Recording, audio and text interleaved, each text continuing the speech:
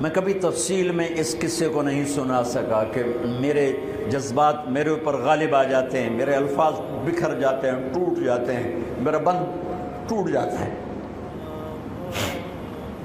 لیکن اس کی متھ کیا ہے؟ یہ کیوں ہوا؟ یہ کیوں ہوا؟ یہ اس لیے نہیں ہوا کہ 10 دن رو پیٹ کے تم چھٹی کرو، اس لیے نہیں ہوا۔ ایک سبق ہے، ایک پیغام ہے کہ اللہ کو راضی کرنے کے لیے اتنی بازی لگانی پڑے تو لگاؤ۔ بھوکے پیاسے، کہ گرمی کے روزے آتے ہیں 12 گھنٹے پیاس میں آدمی تڑپ کے رہ جاتا ہے۔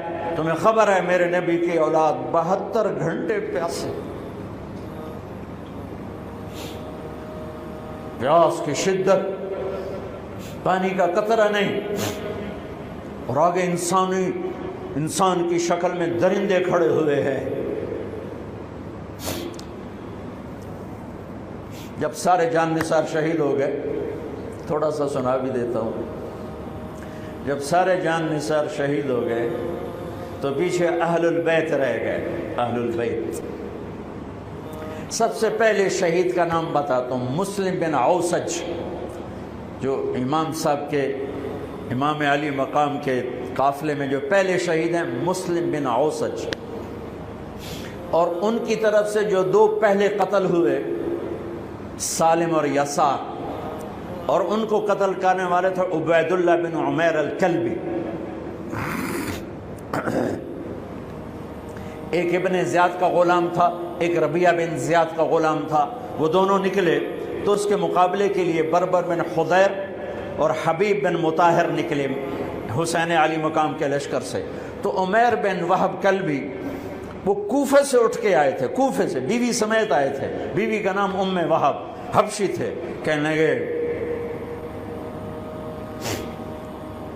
مجھے اپنے اوپر قربان ہونے تھے، میں اکیلا ان دونوں کو کافی، ان دونوں کو ہٹا دے۔ اور ننگے بدن تھے، ننگے بدن، جسم پہ کچھ نہیں۔ کہا میں تو مرنے ہوں، میں کیوں زرا پاما جو میں جیونا ہے، میں تو مرنا ہے۔ ننگے بدن تھے۔ تو ان کی بیوی نے کہا ان کو جانے دیں، ہم دونوں نے آپ پر قربان ہونے کی نیت کی ہوئی۔ ہم نے کہا اچھا اللہ تجھے جزا خیر دے، جاؤ۔ تو اس اکیلے نے دونوں کمبختوں کو جہنم میں پہنچا دیا، سالم اور یسار۔ تو ان میں سے ایک آدمی بولا یہ مرنے آئے ہیں، اگر اکیلے اکیلے لڑو گے تم سب کو مار دیں گے، اور تسی تو جیون دے طلبگار ہو، مرن دے طلبگار ہیں، مرن والے نو مارنا کوئی سوکھا کام ہوندا ہے؟ وہ ان پر کٹھے حملہ کرو۔ پھر حملہ عام ہوا تو پہلے شہید ادھر سے مسلم بن اوسج، جب وہ گر رہے تھے تو کہہ رہے تھے حسین کی حفاظت کرنا جب تک سانسوں میں سانس باقی۔ آپ کے لشکر میں ادھر زہیر بن القین، یعنی رائٹ سائڈ پر زہیر بن قین ایک چھوٹا جھنڈا، لیفٹ سائڈ پر حبیب بن مظاہر ایک جھنڈا، درمیان میں آپ کے بھائی عباس بن علی جن کے ہاتھ میں بڑا جھنڈا تھا، اور بڑا نشان کا جو علامت تھا وہ عباس بن علی کے درمیان میں تھا۔ 32 گھوڑ سوار تھے اور 40 پیدل تھے۔ جب انہوں نے پہلا حملہ کیا تو 32 نے 3000 کا منہ پیچھے کر دیا۔ تو ابن زیاد نے کہا پہلے ان کے گھوڑوں کو مارو، ان کے گھوڑوں کو مارو۔ تو 500 تیر اندازوں نے کٹھے ان کے گھوڑوں پہ تیر چلائے تو سب کے گھوڑے گر کے ختم ہو گئے۔ پھر ساری پیدل ہو گئے، تو پھر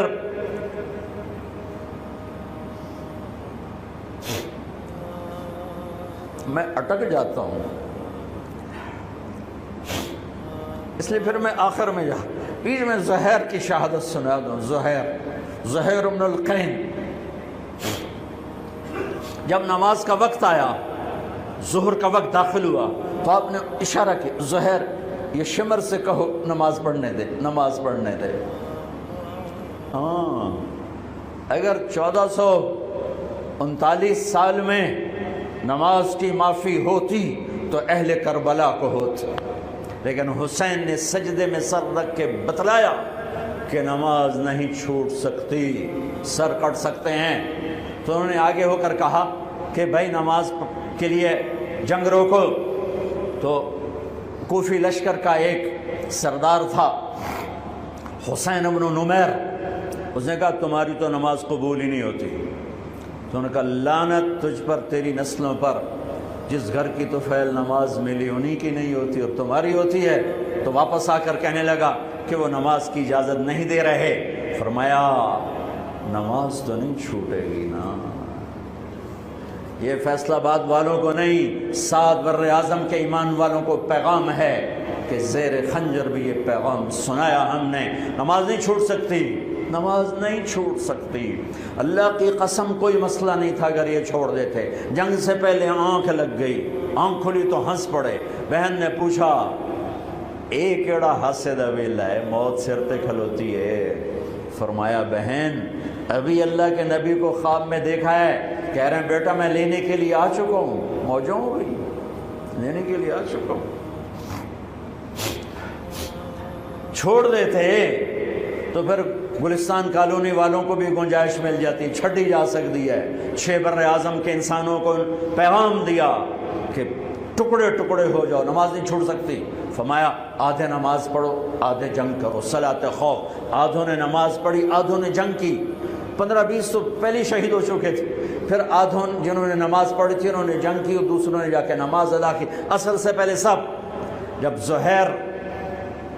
زہیر گرنے لگے تو انہوں نے حضرت حسین کے کندھے پر یوں ہاتھ مارا. گرتے گرتے اقبل ہدیت ہادیا مہدیا اليوم تلقى جدك النبي حسنا والمرتضى عليا والشهيد الجعفر الكمية وأسد الله المحيا. ہاں آگے بڑھ، تیرے لیے تیرا نانا پھولوں کے ہار لے کے کھڑا ہوا. آگے بڑھ، آج تیری ملاقات کا دن ہے. آج تو اپنے بھائی حسن سے ملے گا، باپ علی سے ملے گا، چچا جعفر سے ملے گا، اسد اللہ حمزہ سے آج تیری ملاقات ہے. ان اشعار کے ساتھ آپ نے جان اپنے اللہ کو سپرد فرمائی. جب سارے جان نثار ختم ہو گئے اب اہل البیت کی باری آئی. تو سب سے پہلے آپ کے بیٹے علی الاکبر نے تلوار اٹھائی. ابا جان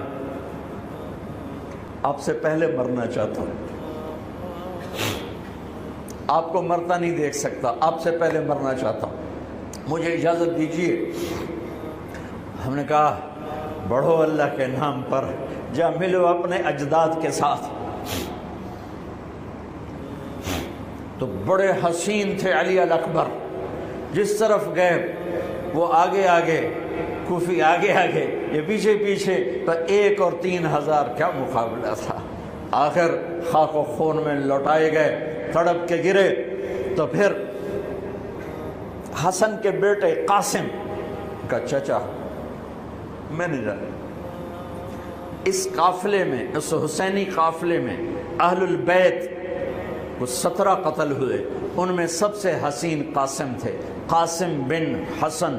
قاسم بن حسن جب ان پر تلوار کا وار پڑا تو ان کا ہاتھ کٹا اور نیچے گرے تو انہوں نے کہا یا اماں، ہائے چچا. تو حضرت حسین زخموں سے چور ہو چکے تھے، لیکن جس سے بجھتی شمع بھڑکتی ہے، اب زخمی شیر کی طرح لپکے اور کائی کی طرح مجمع کو چیرا.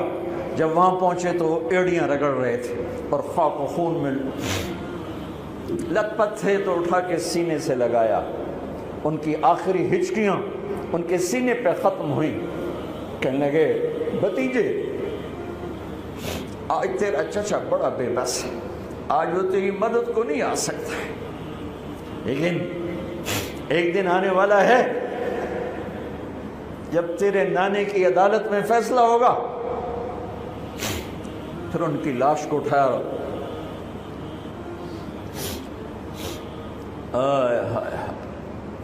عبداللہ بن حسن، ابو بکر بن حسن، قاسم بن حسن، علی بن حسین لاشیں پڑے ہوئے ہیں. عبداللہ بن عقیل، عبد الرحمن بن عقیل علی کے بھائی لاشیں پڑے ہوئے ہیں. اپنے بھائی عباس بن علی، محمد بن علی، عبداللہ بن علی، عثمان بن علی، ابو بکر بن علی اور حسین بن علی، 5 بھائی پہلے لاشیں پڑے ہوئے ہیں۔ اون بن عبداللہ بن جعفر، محمد بن عبداللہ بن جعفر، عبد الرحمن بن مسلم بن عقیل، جعفر بن مسلم بن عقیل، عبداللہ بن مسلم بن عقیل، عبداللہ بن ابو سعید بن عقیل، یہ سب اہل البیت ہیں جن کے لاشوں کے انبار ہیں۔ اور آخر میں ایک بچہ 2 سال کا عبداللہ، آپ کو خواب و خیال بھی نہیں تھا کہ اس بچے پر بھی کوئی اس طرح کا ظلم و ستم ڈھائے گا، تو آپ جب اکیلے رہ گئے تو آپ نے کہا عبداللہ کو بھیجو۔ آخری ملاقات بیٹے سے، تو اس کو سینے سے لگایا، چوم کے یہاں بٹھایا، ابھی تقدیر کا کچھ امتحان باقی تھا۔ 2 سال کا بچہ، شامی لشکر سے بنو اسد کا ایک بنو ابن الموقد، اس نے تیر جو چلایا، خطا بھی جا سکتا تھا، یہاں آ کے لگا اور پار ہو گیا۔ بچے کی گردن ایسے ڈھلک گئی، یہاں امام علی مقام۔ ارے بھائی، میں قطر ہاسپٹل گیا کسی کام، تو وہاں کسی کا بچہ تھا منگوڑے میں، ہاسپٹل میں، ویسے تڑپ رہا تھا، پتہ نہیں اس سے کیا تھا، اور اس کی ماں ایسے اس کو کھڑی دیکھ، یہ منظر میں آج تک نہیں بھولا۔ اس ماں کے چہرہ، صرف اس کی آنکھیں نہیں رو رہی تھی، مجھے اس کا سارا وجود روتا ہوا دکھائی دیا۔ اور اس بچے کے اوپر ڈاکٹر کھڑے ہوئے ہیں، اچھا نہیں کیا، مجھے نہیں پتا اس کو کیا تھا، وہ ایسے بے قرار ہو کے تڑپ رہا تھا۔ یہ 2001 کا واقعہ ہے، 16 برس گزر چکے ہیں، میں واقعہ نہیں بھول سکا ہوں۔ اس باپ کو سوچو جس کے سامنے 2 سال کے بچے کے گردن کے تیر پار ہو گیا، اور پھر وہ خون، یہاں بچے کا خون دونوں ہاتھوں میں لیا اور یوں آسمان کی طرف بلند کر کے کہا، میرے رب، بس تو راضی ہو جا، تو راضی ہے تو کم ہی بڑھ گئے۔ یہ پیغام ہے فیصل آباد کے تاجروں کو، پورے ملک کے تاجروں کو، پوری دنیا کے اہل ایمان کو، کہ اللہ کو پانے کے لیے ہر سودا قبول ہے، قبول ہے۔ ہاں، پھر کھڑے ہو گئے کہ چل بچیا تو چل، تیرا پیو بھی آ رہا ہے۔ اب آپ کو شہید کرنا کوئی مسئلہ نہیں تھا، زخموں سے چور تھے، لیکن ہر کوئی ڈرتا تھا بھئی میں نہ مارا۔ تو شمر آیا بدبخت، کیوں نہیں قتل کرتے ہو؟ تو ابو زرع بن شریک تمیمی نے پہلا وار سیدھا کیا، جو یہاں لگا، شانے پر لگا، تو اس سے آپ ڈولے، تو سنان بن انس نے سینے پر نیزہ مارا، اس سے آپ گرے، تو شمر نے کہا سر کاٹو، تو خولہ بن یزید آگے بڑھا، پھر ڈر کے پیچھے ہٹ گیا، تو سنان بن انس نے اس کو گالی نکال کر پیچھے دھکا دیا، اور اس امت کا بدبخت ترین انسان جس نے میرے نبی کے نواسے کی وہ گردن کاٹی جس پر میرے نبی کے بوسے تھے، گردن کاٹ کے سر اوپر چڑھا دیا۔ پھر خیموں کی طرف بڑھے، تو اللہ کو زندگی مقصود تھی، آل رسول کی نسل چلنی تھی، تو علی ابن الحسین بیمار تھے، جن کو زین العابدین، اب ابھی میں نے ان کا قصہ سنایا، اس پر شمر کی تلوار رک گئی کہ چلو بیمار ہے چھوڑ دیا جائے، بیمار ہے چھوڑ دیا جائے۔ تو خواتین، بچے، حضرت علی کی بیٹیاں فاطمہ بنت علی، زینب بنت علی، حضرت حسین کی بیٹی سکینہ بنت حسین، اور آپ کی بیگم رباب، آپ کو بیویوں میں سب سے محبوب بیوی تھی رباب۔ آپ فرمایا کرتے تھے جب رباب میکے چلی جاتی ہے تو میری تو نیند ہی اڑ جاتی ہے، اتنا ان سے پیار تھا۔ وہ بھی ساتھ تھی، ان سب کو ان کے کانوں کی بالیاں کھینچ کے اتار دی۔ پھر ابن سعد نے کہا 10 گھوڑ سوار آؤ، انہوں حسین کے جسم پہ گھوڑے دوڑا دیے، ادھر سے ادھر سے ادھر سے۔ جب قافلے کو گھسیٹ کے باہر لائے، لے جانے لگے، تو حضرت زینب نے دیکھا 72 سر نیزوں پہ چڑھے ہوئے تھے، سب سے معصوم سر عبداللہ بن حسین، وہ بھی نیزے پہ چڑھا ہوا تھا۔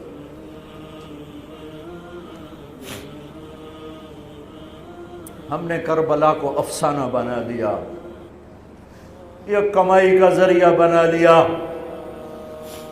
یہ ایک پیغام ہے طبقات امت کے لیے، مت ضمیر بیچو، مت ضمیر بیچو۔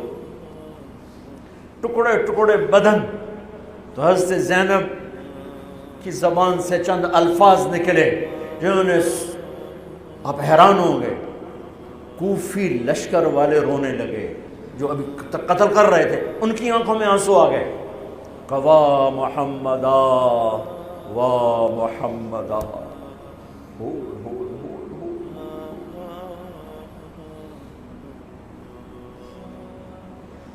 اے محمد مصطفیٰ، اے محمد مصطفیٰ، ھذا حسین بالعراء مزمل الدماء مقطع الاعضاء، وا محمدا وا محمدا، اے محمد مصطفیٰ، اے محمد مصطفیٰ، بناتک السبایا ذریتک مقتلہ تصفی علیہا الریاح۔ آج حسین کی بارات ہے محمد مصطفیٰ، آج تیرے نواسے کی بارات ہے، آج اس نے اپنی بوٹیوں کا ہار گلے میں ڈالا ہے، اپنے خون کے قطروں سے بنا ہوا لباس پہنا ہے، آج وہ سرخ جوڑے میں بڑا حسین نظر آ رہا، آج وہ سرخ جوڑے میں بہت پیارا لگ رہا، اس کا جسم بکھرا ہوا ہے، اس کی بوٹیاں بکھر گئیں، اس کے بدن کے ٹکڑے ٹکڑے ہو گئے، آج اس کا لاشا پڑا ہے۔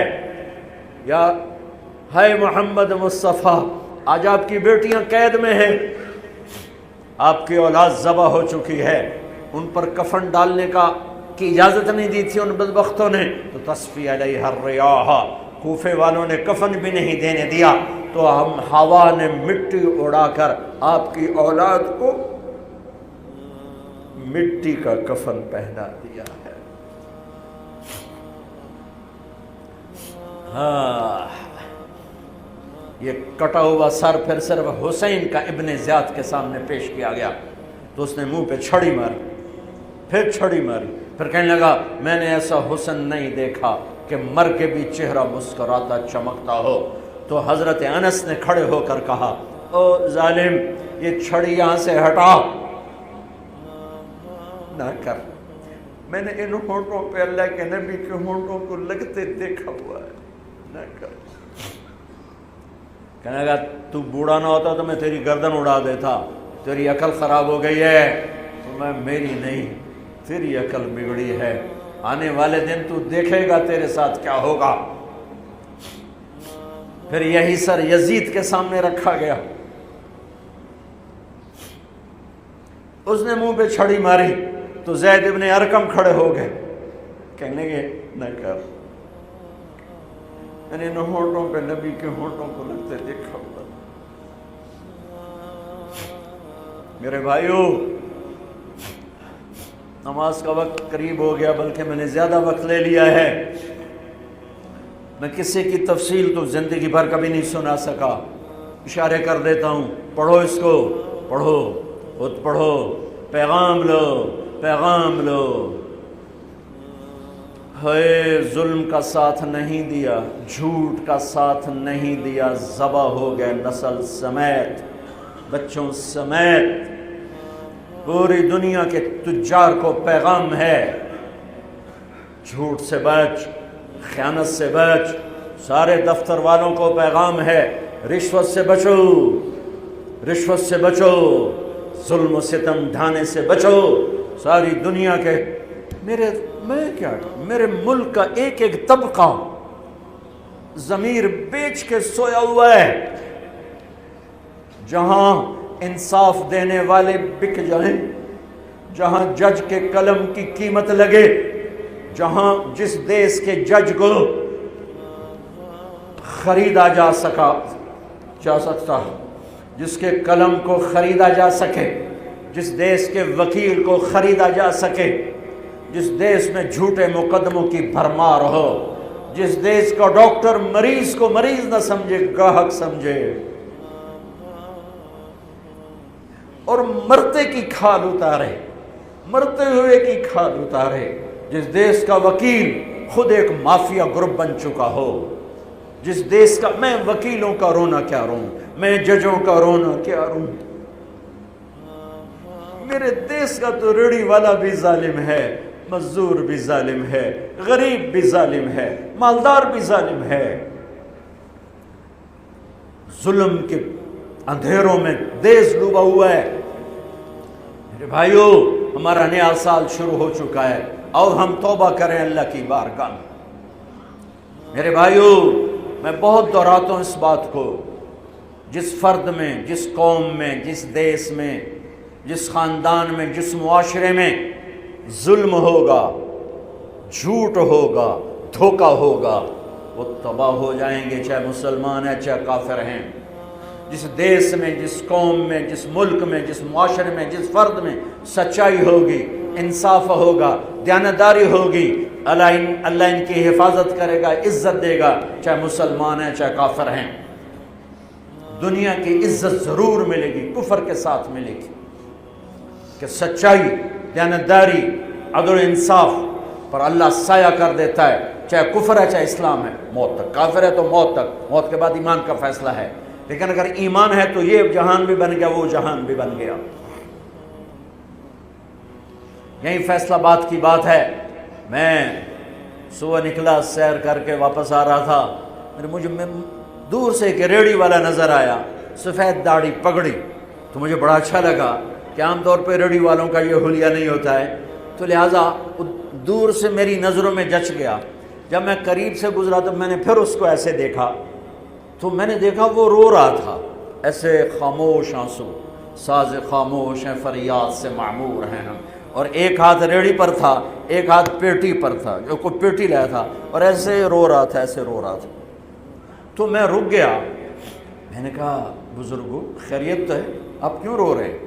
تو اس نے مجھے کوئی جواب نہیں دیا، اس نے پیٹی ایسے الٹا دی میرے آگے، تو وہ پیٹی سیب کی تھی، اس کے اوپر سیب ٹھیک تھے، نیچے سارے گلے ہوئے سیب تھے، تو سارے سیب ایسے بکھر گئے۔ یہ پیٹی میں سیب بھرنے والا نہ تو وکیل ہے، نہ تو ڈاکٹر ہے، نہ تو بھوانے بازار کا تاجر ہے، نہ وہ سیشن کورٹ کا جج ہے، نہ وہ کوئی ڈی سی او ہے، نہ وہ کوئی تحصیلدار ہے، وہ مزدور ہے، غریب آدمی ہے۔ غریب کا ظلم بتا رہا ہوں۔ تو جب سیب بکھرے تو میں اس کو دیکھوں، سیبوں کو دیکھوں، مجھ سے کہنے لگا، کوئی اردو سپیکنگ تھا، پنجابی نہیں تھا، اردو سے کہنے لگا، بیٹا میں بہت غریب، اس کی بہت، اور جب اس نے زور ڈالا نا، میں بہت غریب، انہیں ایسے لگا مجھے کسی نے چھری سے میرا کلیجہ چیر کے ڈالا، میرے آنسو نکل پڑے، میں اب رو رہا ہوں۔ اس واقعے کو 30 سال گزر چکے۔ بیٹا میں بہت غریب ہوں، صبح منڈی جاتا ہوں، ایک پیٹی لاتا ہوں، شام تک بک جاتی ہے، بچوں کے لیے تازہ آٹا لے کے جاتا ہوں، آج کسی نے میرے بچوں کی روٹی مجھ سے چھین، آج کسی نے میرے بچوں کی روٹی مجھ سے چھین۔ اسی سیب کی پیٹی کو اب اوپر تک لے جاؤ کہ لوگ جانوں سے کھیل رہے ہیں، اپنی عزت اقتدار، جھوٹی عزتوں کے لیے عزتوں سے کھیل رہے ہیں، جانوں سے کھیل رہے ہیں، حقوق سے کھیل رہے ہیں۔ یہاں ایسے ضمیر بکتے ہیں جیسے بھیڑ بکریاں بکتے، یہاں ایسے زبان کے بول بکتے، اے نہیں کسائیاں کول جاؤ تو بچ سری دے وے زبان بھی آیا تو سر بھی آیا، یہاں ایسے دماغ بکتے ہیں جیسے بکرے کی سری بکتی ہے، ایسی زبانیں بکتی ہیں جیسے بکرے کی زبان بکتی ہے، ایسے ضمیر کے سودے ہوتے ہیں جیسے بھیڑ بکریوں کے سودے ہوتے ہیں۔ اور میری جیب خالی تھی، میرے پاس کچھ بھی نہیں تھا، جو میں تو ایسے صبح نکلا تھا، مجھے اتنا صدمہ ہو کہ ہے کہ میری جیب اتنے پیسے تو ہوں دیتے، بابے دی پیٹی جو کہ پیسے تھے انہوں نے دے ہی دیندہ۔ آج تک مجھے یہ دکھ رلاتا ہے لا دو سارے پنجاب سے وہ کراچی سے لے کر خپلو تک گلگت تک سب کچھ یہی ہو رہا ہے. روتے ہیں حسین کو کھڑے ہوئے ہیں یزید کے ساتھ، روتے ہیں آل رسول کو کھڑے ہوئے ہیں شمر کے ساتھ، ابن زیاد کے ساتھ. ان مگر مچھ کے آنسوؤں کی میرے رب کی بارگاہ میں کیا قیمت ہے؟ میرا معاشرہ ظلم و ستم میں ڈوب چکا ہے. کہتے کہتے کہتے کہتے عمر بیت گئی. بھائیو جتنے بیٹھے ہو اتنے تو توبہ کریں ہم کہ آؤ بھائی آج ہم اپنے اللہ کو راضی کرنا، اپنی زندگی کی منزل بنائیں، اپنی زندگی کا مقصد بنائیں. ظلم سے نکلو، جھوٹ سے نکلو، بہتان سے نکلو، رشوت سے نکلو، حرام سے نکلو، شراب سے نکلو، زنا سے نکلو، بدکاری سے نکلو، فحاشی سے نکلو، جوئے سے نکلو، جھوٹے مقدموں سے نکلو، جھوٹی گواہیوں سے نکلو. قتیبہ بن بکار کی مجلس میں مصر کا بادشاہ واز سنتا تھا. 18 برس آتا رہا، 18 برس، اور ہر سال 1000 دینار 1000 دینار ان کو گفٹ کرتا تھا. 1000 دینار کوئی 10 کروڑ روپیہ بنتا ہے. 1000 دینار. 18 سال کے بعد ایک فتوے پہ دستخط مانگے کہ یہاں سائن کر دیں. فتویٰ غلط تھا. انہوں نے کہا مولوی نو 18,000 دینار دیتے کیوں نہیں کرے گا؟ انہوں نے فرمایا یہ تو شرعاً خلاف ہے، میں کیسے دستخط کروں؟ وہ کہنے لگا کرنے پڑیں گے. کہا میرا ضمیر نہیں تم ایسے خرید سکتے، میں نہیں کروں گا. کہنے لگا میرے 18,000 دینار واپس کر. 18,000 دینار اربوں روپیہ بن چکا ہے. انہوں نے کہا مولوی بھکھا ساڈا کھاوے تے ساڈے اگوں سر چاوے. کہنے گے ٹھیک ہے. گھر گئے، 18 تھیلیاں 1000 دینار کی. ان کے رسی بھی گرا بھی نہیں کھولی تھی. گرا پہ سرکاری مہر ہوتی ہے، وہ مہر بھی نہیں ٹوٹی ہوئی تھی.